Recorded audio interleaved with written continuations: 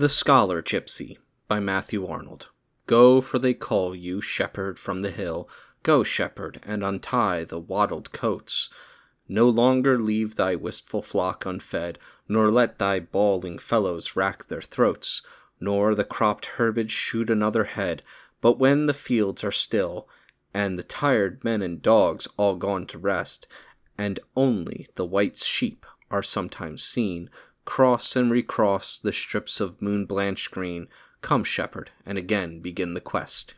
Here where the reaper was at work of late, in this high field's dark corner where he leaves his coat, his blanket, and his earthen curse, and in the sun all morning blinds and sheaves, then here at noon comes back his stores to use. Here will I sit and wait, while to my ear from uplands far away the bleating of the unfolded flocks is borne, with distant cries of reapers in the corn, all the live murmur of a summer's day. Screened in this nook o'er the high half-reaped field, and here till sundown, shepherd, will I be. Through the thick corn the scarlet poppies peep, and round green roots and yellowing stalks I see pale pink convolvulus in tendrils creep, and air-swept lindens yield their scent and rustle down their perfume showers of bloom on the bent grass where I am laid, and bower me from the August sun with shade, and the eye travels down to Oxford's towers. And near me on the grass lies Glanville's book. Come, let me read the oft-read tale again, the story of the Oxford scholar poor, of pregnant parts and quick inventive brain, who, tired of knocking at preferment's door, one summer morn forsook his friends, and went to learn the gypsy lore, and roamed the world with that wild brotherhood, and came, as most men deemed, to little good, but come to Oxford and his friends no more. But once, years after, in the country lanes, two scholars whom at college erst he knew, met him, and of his way of life inquired, whereat he answered that the gypsy crew, his mates, had arts to rule as they desired, the workings of men's brains, and they can bind to what thoughts they will. And I, he said, the secret of their art, when fully learned, will to the world impart, but it needs heaven-sent moments for this skill. That said, he left them, and returned no more, but rumors hung about the countryside, that the lost scholar long has seen to stray, seen by rare glimpses, pensive and tongue-tied, in hat of antique shape, and cloak of grey, the same the gypsies wore. Shepherds had met him on the Hurst in spring, at some lone alehouse in the Berkshire moors. On the warm ingle-bench, the smock-frocked boors had found him seated at their entering. But mid their drink and clatter he would fly, and I myself seem half to know thy looks, and put the shepherd's wanderer on thy trace, and boys who in lone wheat fields scare the rooks. I ask if thou hast passed their quiet place, or in my boat I lie, moored to the cool bank in the summer heats, mid wide grass meadows which the sunshine fills, and watch the warm green-muffled Cumnor hills, and wonder if thou hauntest thy shy retreats. For most I know thou lovest retired ground, thee at the fairy Oxford riders blithe, returning home on summer nights, have met crossing the stripling Thames at Bablock Hythe, trailing in the cool stream thy fingers wet as the punt's rope chops round, and leaning backward in a pensive dream, and fostering in thy lap a heap of flowers, plucked in shy fields and distant wickward bowers, and thine eyes resting on the moonlit stream. And then they land, and thou art seen no more. Maidens who from the distant hamlets come to dance round the fay field elm in May, often the darkening fields have seen thee roam, or cross a stile into the public way. Oft thou hast given them store of flowers, the fray-leafed white anemone, dark bluebells drenched with dews of summer eves, and purple orchises with spotted leaves.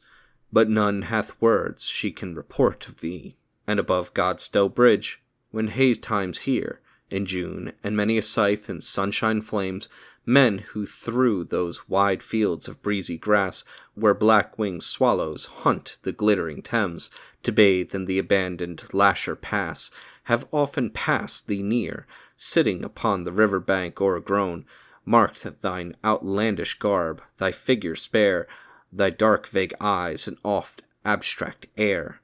But when they came for bathing, thou was gone.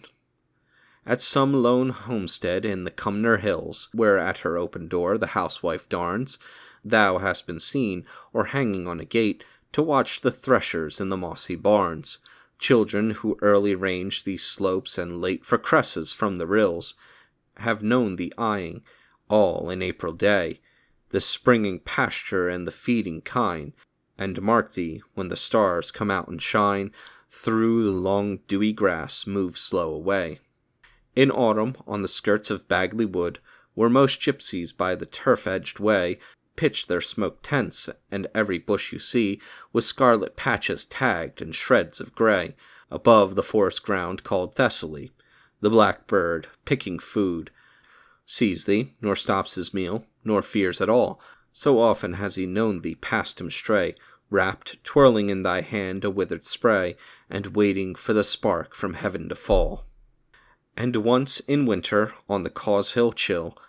where home through flooded fields foot-travellers go, have I not passed thee on the wooden bridge, wrapped in thy cloak and battling with the snow? Thy face towered Hinksey and its wintry ridge, and thou hast climbed the hill, and gained the white brow of the Cumnor range, turned once to watch, while thick the snowflakes fall, the line of festal light in Christchurch Hall, then sought thy straw in some sequestered grange. But what, I dream, 200 years are flown since first thy story ran through Oxford halls, and the grave Glanville did the tale inscribe, that thou wert wandered from the studious walls to learn strange arts, and join a gypsy tribe, and thou from earth art gone.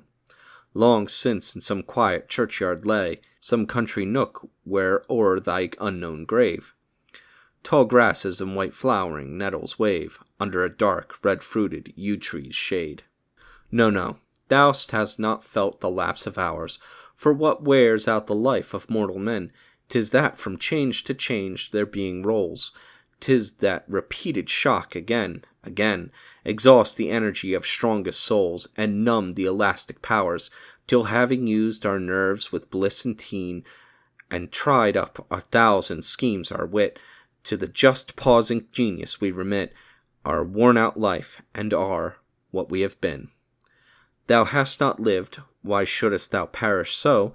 Thou hadst one aim, one business, one desire, else wert thou long since numbered with the dead, else hadst thou spent, like other men, thy fire. The generations of thy peers are fled, and we ourselves shall go, but thou possessest an immortal lot, and we imagine thee exempt from age and living as thou livest on Glanville's page, because thou hadst what we, alas, have not. For early didst thou leave the world with powers fresh, undiverted to the world without, firm to their mark, not spent on other things, free from the sick fatigue, the languid doubt, which much to have tried, in much been baffled brings. O life, unlike to ours, who fluctuate idly without term or scope, of whom each strives, nor knows for what he strives, and each half lives 100 different lives,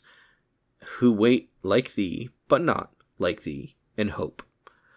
Thou waitest for the spark from heaven, and we, light half-believers of our casual creeds, who never deeply felt nor clearly willed, whose insight never has borne fruit in deeds, whose vague resolves never have been fulfilled, for whom each year we see breeds new beginnings, disappointments new, who hesitate and falter life away, and lose tomorrow the ground won today. Ah, do not we, wanderer, await it too? Yes, we await it, but it still delays, and then we suffer, and amongst us one, who most has suffered, takes dejectedly his seat upon the intellectual throne,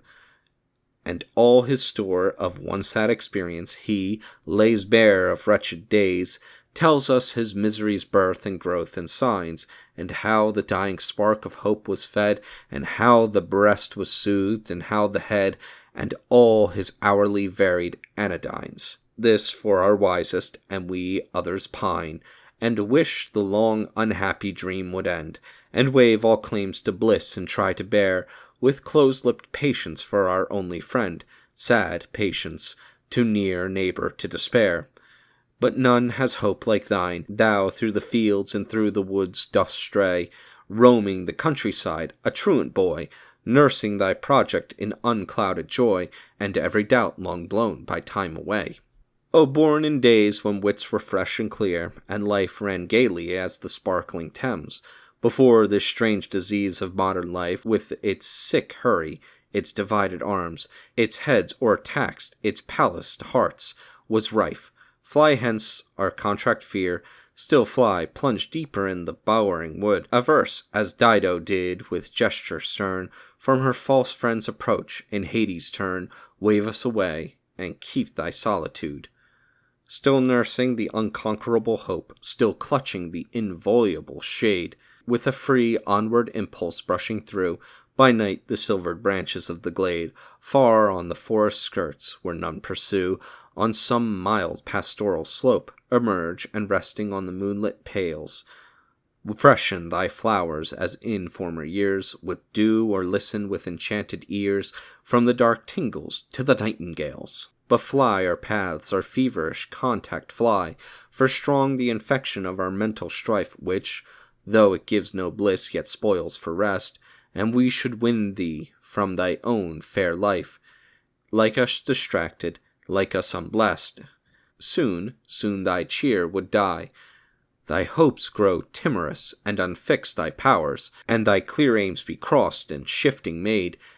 and then thy glad perennial youth would fade, and grow old at last, and die like ours. Then fly our greetings, fly our speech and smiles, as some grave Tyrian trader from the sea descried at sunrise an emerging prow, lifting the cool-haired creeper stealthily, the fringes of a southward-facing brow, among the Aegean isles, and saw the merry Grecian coaster come, freighted with amber grapes and Chian wine,